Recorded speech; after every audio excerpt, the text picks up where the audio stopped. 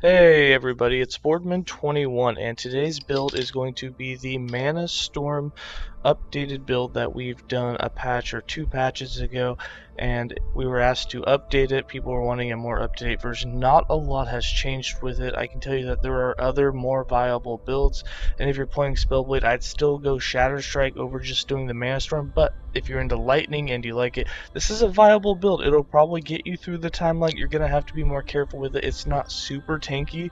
However, you do get some ward generation out of it. You do get some decently quick kills.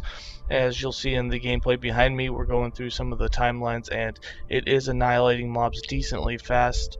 Boss fights can be a little slow, but the lightning damage is pretty good on it. You have fast attack speed, your mana is always full, and you'll have Flame Ward there as a backup in case you take too much damage.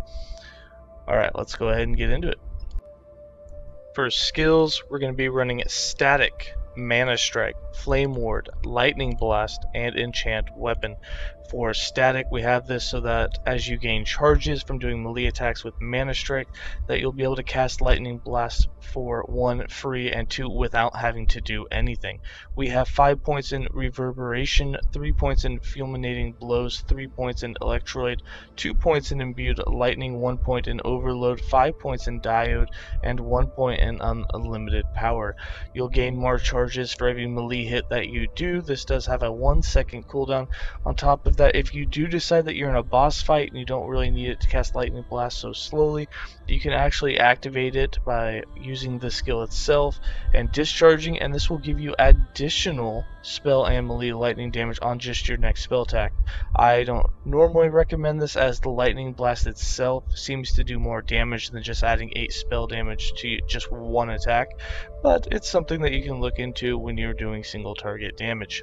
For Mana Strike, we wanted to take the Mana Storm node so that it would cast lightning every time that we use it, as long as we're positive mana.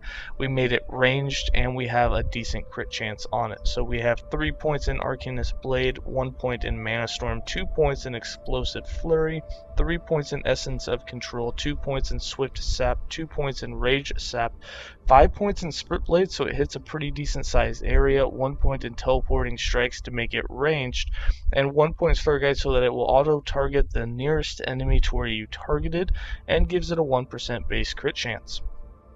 For Flame Ward, this is our defensive and offensive skill. We use it defensively because when we use it, we will get 200 more ward through Star Wars defense. We have 5 points there. 2 points in barrier will make us take 16% less hit damage. 1 point in concentrated shielding, and 2 points in Fuel the Flames will unlock the additional charge in Dual Aegis. 3 points in dilation for extra duration, 5 points in infusion for that 250% fire damage, which we then convert to lightning damage, with 1 point in lightning ward. For lightning blast, remember, we're not casting this, it's going to be procced. We have it set up with 3 points in Storm Razor and 2 points in Lightning Attunement so that we can get Lightning Aegis, 4 points in Chain Lightning and 1 point in Convergence to give it single target damage, 4 points in Overcharge and 1 point in Hypercharge to give it a chance of going off more than once, 2 points in Volatile Lightning for some shock chance, and 3 points in Arcing Power for the more times that it's gone off, that it can chain more. For Enchant Weapon, we're just using this for some zap and some more lightning melee damage and some attack speed. We have 5 points in Celerity, 4 points in Fulminate, 5 points in Thundering, 1 point in Draw Power, 1 point in Conduit so that you'll zap nearby enemies, and 4 points in Thundering to make that zap more often. For passives, we have 21 points in the Mage base class, with 8 points in Arcanist, 8 points in Scholar, and 5 points in Mage Flurry. 21 points in the Sorcerer class, with 5 points in Calculated Destruction, 5 points in Wisdom, 8 points in Mana Shell, and 3 points in Seronomancer. 72 points in the SpellBlade, which is our master class. We have 8 points in Elemental Affinity, 8 points in Infused Weapon, 5 points in Arcane Warden, 10 points in Storm Duelist, 5 points in Lightning Rider, 5 points in Spell Weaver, 1 point in Shiver Armor, 15 points in Triple Strike, 5 points in Mind Slayer, 5 points in Mind Blade, and 5 points in Mind Flame.